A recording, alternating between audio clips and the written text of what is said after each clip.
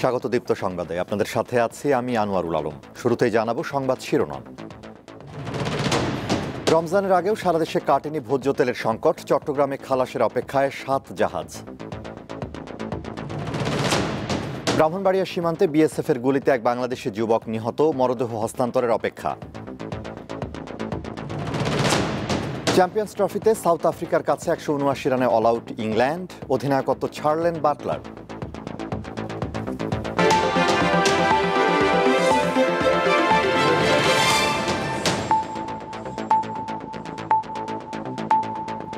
রোজা শুরুর আগেই রাজধানীর বাজারে বেড়ে গেছে লেবু, বেগুন ও শসার দাম।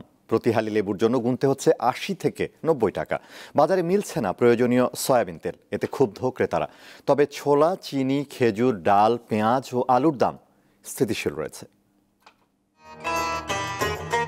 দরজায় কড়া নাড়ছে পবিত্র রমজান। প্রতি বছর এ সময় বাজারে নিত্য প্রয়োজনীয় পণ্যের চাহিদা বেড়ে যায়। এই সুযোগে অতিরিক্ত মুনাফা হাতিয়ে নেন বহু ব্যবসায়ী।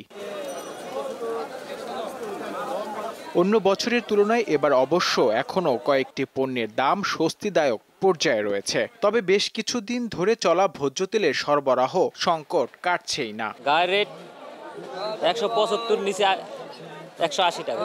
পুরো মার্কেট ঘুরলাম, 5 লিটার সয়াবিন তেল কিনতে পারি না, নাই, একদম স্টক নাই। রেট সমঝোতা ওদের সাথে বসবে, তখন এই সংকটটা কৃত্রিম যে সংকট এটা থাকবে না। আমার মনে হয় যে মেসেজগুলো আমরা ভাবতেছি 200 টাকার উপরে লিটার হবে। এ পরিস্থিতিতে শনিবার রাজধানীর কারওয়ান বাজারে সয়াবিন তেলের অবৈধ মজুদের বিরুদ্ধে অভিযান চালায় জাতীয় ভোক্তা অধিকার সংরক্ষণ অধিদপ্তর। কৃত্রিম সংকট সৃষ্টি করে সয়াবিন তেলের দাম বাড়ালে কঠোর ব্যবস্থার হুঁশিয়ারি দেয় সংস্থাটি। 5 লিটারের প্রচুর পরিমাণে বোতল ওনারা লুকিয়ে রেখেছেন। যিনি বা যিনারাই এই অপকর্মের সাথে জড়িত হবেন, অর্থাৎ কৃত্রিম ক্রাইসিস তৈরি করার জন্য চেষ্টা করবেন, তাদেরকে আইনের আওতায় নিয়ে আসা হবে এবং কঠোরভাবে তাদের কার্যক্রম মনিটরিং করা হবে। বাজার বিশ্লেষণ করে দেখা গেছে গত বছর রোজার শুরুর আগে পেঁয়াজ, ছোলা, চিনি, ডাল, খেজুর, গরুর মাংস, রসুন ও আলুর দাম অনেক বেড়ে গিয়েছিল। সে তুলনায় এবছর এখন পর্যন্ত চিনি, খেজুর, ডাল, পেঁয়াজ ও আলুর দাম অনেকটা স্বাভাবিক রয়েছে। তবে বেড়েছে লেবু, বেগুন ও শসার দাম। একটা লেবু 20 টাকা, আলি 80 টাকা। এটা কি করে সম্ভব? বেগুনের কেজি ছিল 20 টাকা, 25 টাকা, এখন সেই বেগুন 100 টাকা কেজি। রোজা খুলি শরবত খাবো, সে শরবত রুক্সকুনি তো আমরা খাতে পারবো না। লেবুর দাম 80 টাকা হালি। মাছের বাজার স্থিতিশীল থাকলেও বেড়েছে গরু ও খাসির মাংসের দাম। নূর আলম, দীপ্ত সংবাদ, ঢাকা। বন্দরনগরী চট্টগ্রামে ছোলা, চিনি ও ডাল সহ প্রয়োজনীয় পণ্যের পর্যাপ্ত সরবরাহ রয়েছে, ফলে দামও আছে নিয়ন্ত্রণে। তবে কাটেনি ভোজ্য তেলের সংকট। চট্টগ্রাম বন্দর কর্তৃপক্ষ জানিয়েছে, গত 2 মাসে আমদানি হয়েছে 3,62,000 মেট্রিক টন অপরিশোধিত তেল।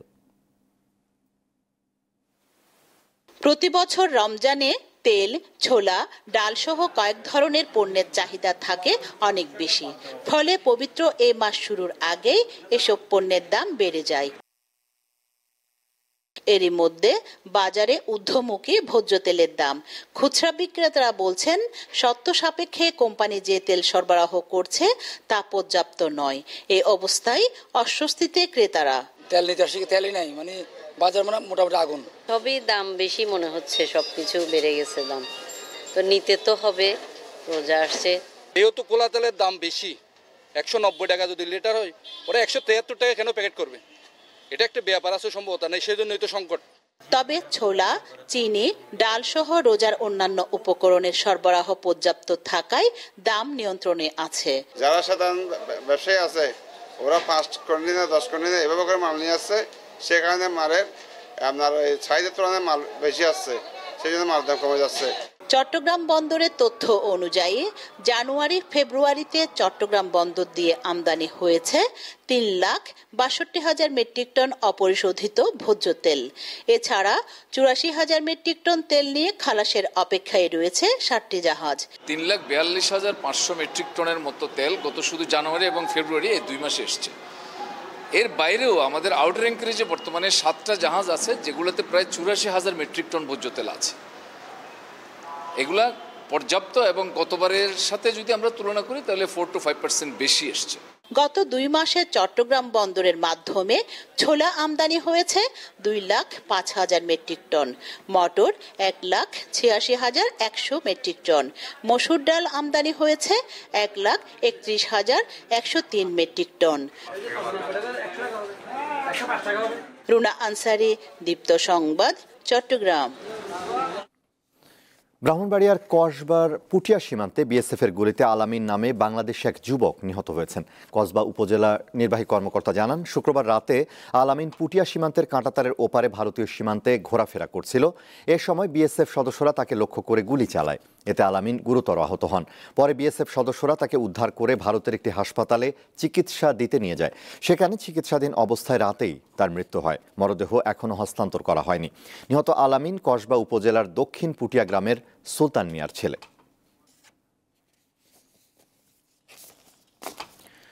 বাংলাদেশের সীমান্ত নিরাপত্তা নিয়ে শঙ্কার কোনো কারণ নেই বলে জানিয়েছেন স্বরাষ্ট্র উপদেষ্টা জাহাঙ্গীর আলম চৌধুরী। শনিবার কক্সবাজারের উখিয়ায় 64 বিজিবির নতুন ব্যাটালিয়ন উদ্বোধন শেষে সাংবাদিকদের তিনি কথা জানান। এ সময় স্বরাষ্ট্র উপদেষ্টা অন্য দেশের সীমান্তরক্ষীদের উদ্দেশ্যে কঠোর বার্তা দিয়ে বলেন, যদি ভারতে অনুপ্রবেশকারী বাংলাদেশিদের হত্যা করা হয় তাহলে বাংলাদেশে অনুপ্রবেশকারীদের প্রতিও কঠোর হতে পারে বিজিবি। সীমান্ত হত্যা শূন্যে নামিয়ে আনাকে সর্বোচ্চ গুরুত্বের সঙ্গে বিবেচনা করা হচ্ছে বলেও মন্তব্য করেন স্বরাষ্ট্র উপদেষ্টা।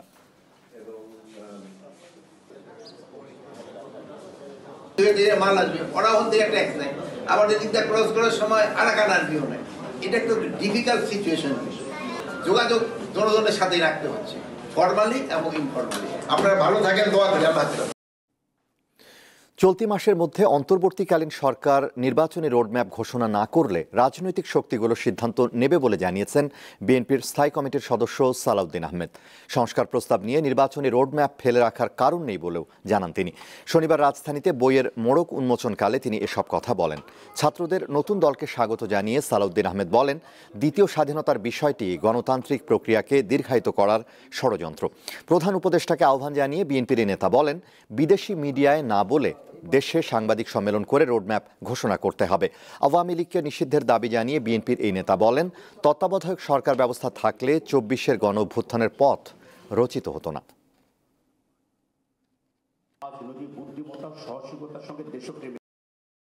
জাতীয় সংসদের রোডম্যাপ প্রদান করতে হবে, নির্বাচনের রোডম্যাপ।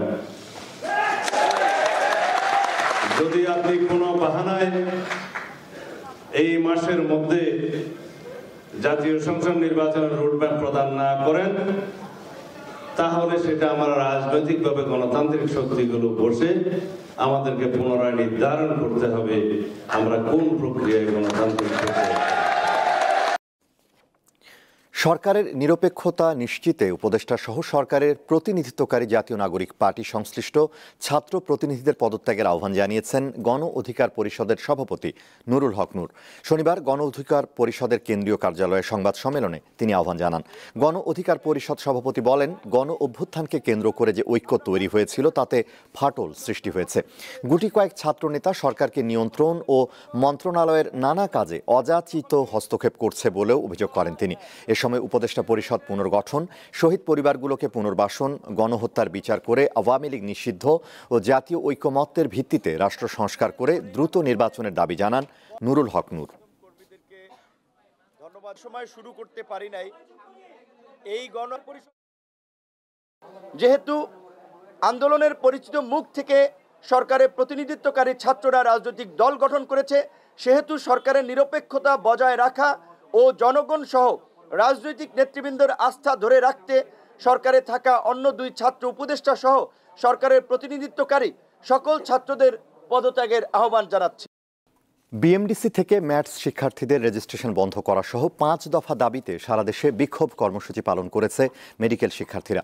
সকালে রাজশাহী মেডিকেল কলেজের প্রধান ফটকের সামনে এই কর্মসূচি পালন করেন সেখানকার ইন্টার্ন চিকিৎসকরা। তারা জানান, দাবি বাস্তবায়ন না হওয়া পর্যন্ত কর্মবিরতি চলমান থাকবে। এছাড়া মেডিকেল কলেজের প্রথম বর্ষ থেকে শুরু করে পঞ্চম বর্ষের সব শিক্ষার্থী তাদের সঙ্গে একাত্মতা ঘোষণা করে ক্লাস, পরীক্ষা ও একাডেমিক কার্যক্রম বর্জন করেন। একই দাবিতে বিক্ষোভ মিছিল ও সড়ক অবরোধ কর্মসূচি পালন করেছে রংপুরের 3টি মেডিকেল কলেজের শিক্ষার্থী, ইন্টার্ন ও চিকিৎসকরা। দাবি আদায়ে আরও কঠোর কর্মসূচির হুঁশিয়ারি দেন তারা। শরীয়তপুরের ডাকাত সন্দেহে গণপিটুনিতে 2 জন নিহত হয়েছে। শুক্রবার রাতে কীর্তিনাশা নদীর ডোমসার ইউনিয়নের তেতুলিয়া এলাকায় এই ঘটনা ঘটে। পুলিশ জানায়, মাদারীপুরের রাজারচর এলাকায় স্পিড বোটে চড়ে বাল খেডে ডাকাতির চেষ্টা করে কয়েকজন। এক পর্যায়ে তাদের ধাওয়া দেয় স্থানীয়রা। এ সময় তারা পালিয়ে শরীয়তপুরের তেতুলিয়া এলাকায় গেলে স্থানীয়রা বালখেড দিয়ে তাদের গতিপথ রোধ করে। এক পর্যায়ে সন্দেহভাজন ডাকাতরা বোমা ও এলোপাতাড়ি গুলি ছুঁড়লে কয়েকজন আহত হয়। এ সময় উত্তেজিত জনতা 7 জনকে ধরে গণপিটুনি দিলে 2 জন নিহত হয়।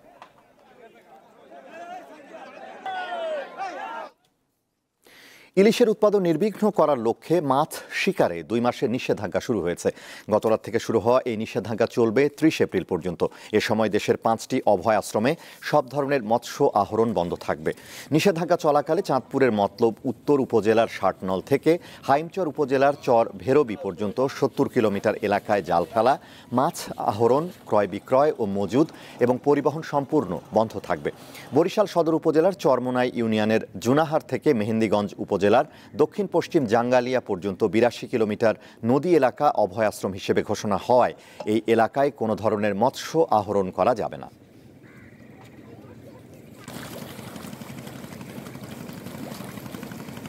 আন্তর্জাতিক।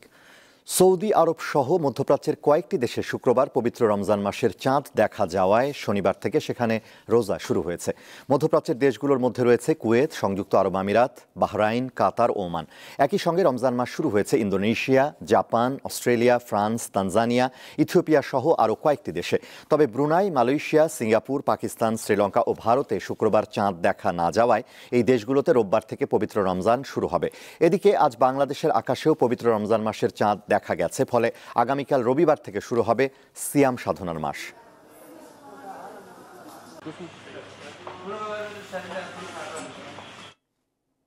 খেলার খবর।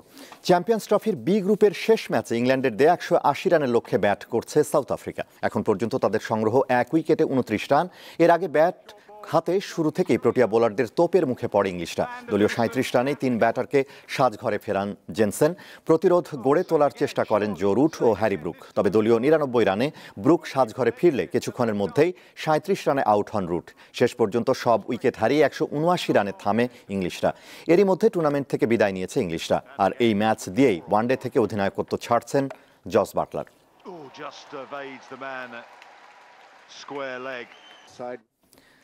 ফুটবল। লা লিগায় রাতে মাঠে নামছে রিয়াল মাদ্রিদ। রিয়াল বেতিসের ঘরের মাঠে ম্যাচ শুরু হবে রাত 11:30টায়। 25 ম্যাচে 54 পয়েন্ট নিয়ে টেবিলের দ্বিতীয় অবস্থানে আছে রিয়াল।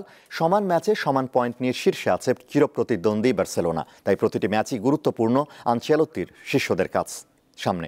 আগামী 5 মার্চ চ্যাম্পিয়ন্স লিগের রাউন্ড অফ 16-এর প্রথম লেগে অ্যাটলেটিকোর মুখোমুখি হবে লস ব্লাঙ্কোরা। তাই রিয়াল বেতিসের বিপক্ষে ম্যাচটিকে প্রস্তুতির মঞ্চ হিসেবেই দেখবে ভিনি বেলিংহামরা। রাত 2টায় আরেক ম্যাচে অ্যাটলেটিকো মাদ্রিদ খেলবে অ্যাটলেটিক বিলবাওয়ের বিপক্ষে।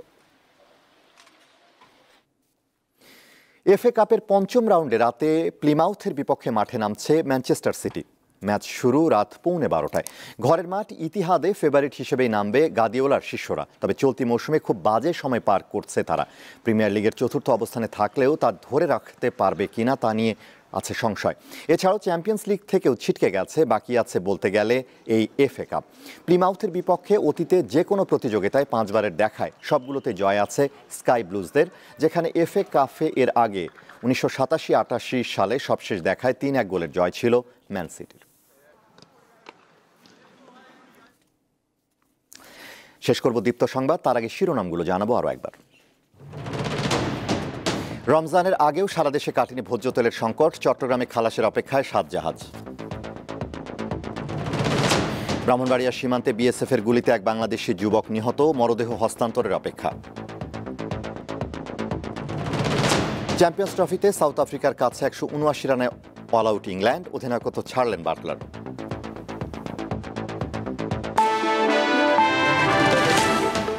এই ছিল এখনকার মতো। আমাদের পরবর্তী দীপ্ত সংবাদ রাত 11টায় দেখার আমন্ত্রণ। এছাড়া আরও তথ্য বিনোদনের খবর পেতে যুক্ত থাকুন দীপ্তর ডিজিটাল প্ল্যাটফর্মগুলোতে। ধন্যবাদ।